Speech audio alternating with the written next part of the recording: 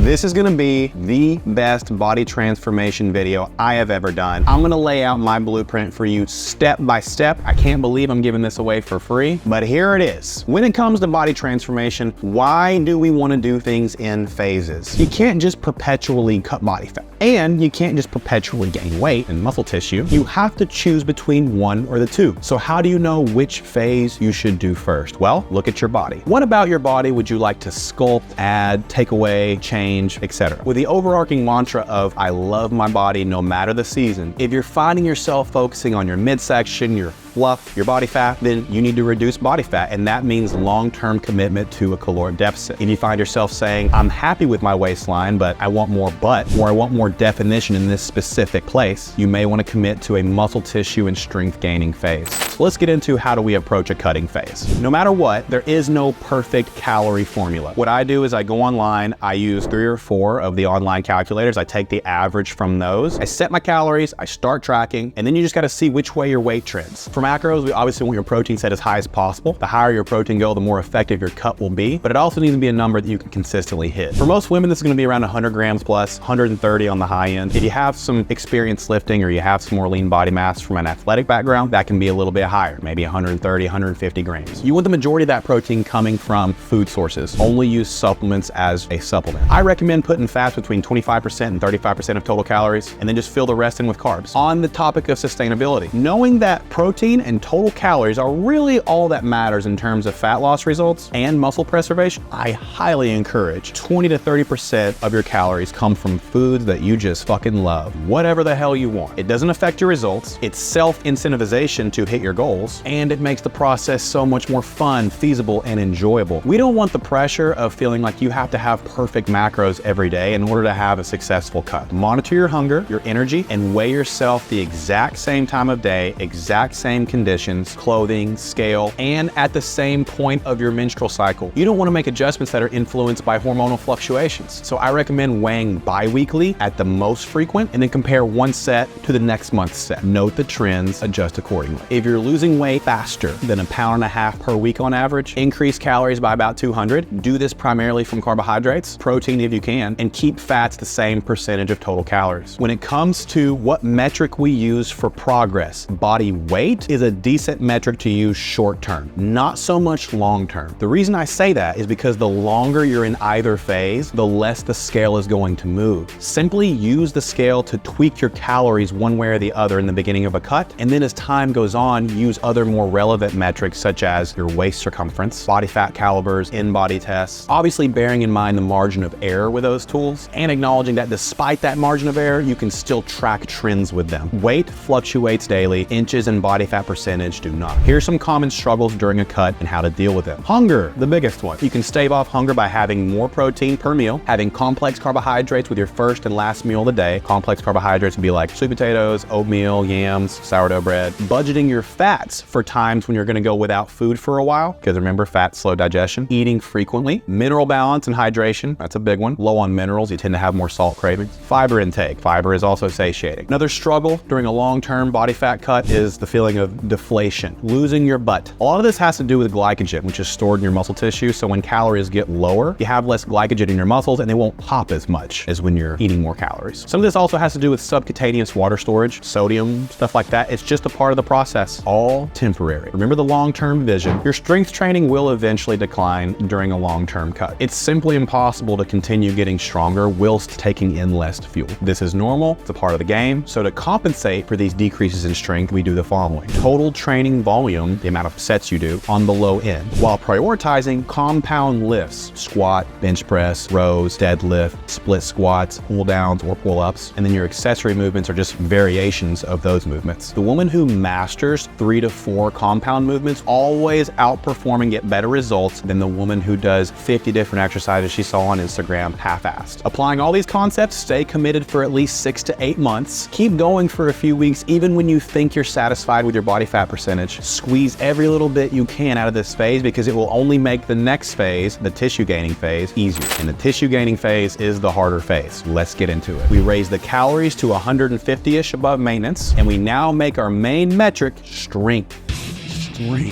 Our job is to put as much of that fuel and material as possible towards growth. Listen very carefully. When it comes to shaping your body with more muscle tissue, you must eat enough and you must train hard enough to change. The success of the gaining phase hinges on your ability to consistently consume more calories than you expend and progressively challenge yourself more and more with your weightlifting. The same principles of nutrition apply. Simple carbohydrates, lower fats is what I recommend, tends to work best long term. The gauges of progress during a gaining phase are a little easier than a cutting phase because focusing on strength means you're going to have to exert yourself more and more over time. When done right and your caloric intake is steadily at 150 to 200 above maintenance, you can stay pretty lean throughout the entire process. Common struggles during a gaining phase. 1, your waistline is going to inevitably get a little softer. Your clothes will inevitably start to fit differently and in places that you really don't like. This is the hardest part because your mind is constantly going to say fat, fat, fat, fat, and you have to ignore it and keep the long-term vision front of mind. 8 months to a year is a blink of an eye in the long term. And if done right, a muscle tissue gaining phase will change your body forever. It raises your set point to a place where you never really struggle with body fat anymore because your basal metabolic rate will raise to a point where you burn more calories at rest than your female counterparts because you have more muscle than them. So commit to it, stay disciplined, and you will reap the rewards. When do you adjust calories during a gaining phase? When your strength plateaus. Use strength as your main metric, but if we're talking body weight, we don't want to gain any more than a pound per week. And honestly, the slower you gain, the better. After you've been in the gaining phase for 6 to 8 months, and maybe you're at a point where you just can't stand eating that much food, you're starting to feel like a blimp, most of that is mental, it's time to move into the final cutting phase. This is where you strip off any excess body fat that you gained during the gaining phase, and we reveal that final product. So the same concepts as the first cutting phase apply. Decrease calories by 150 to 200 calories, only adjust when you plateau for more than 3 to 4 weeks.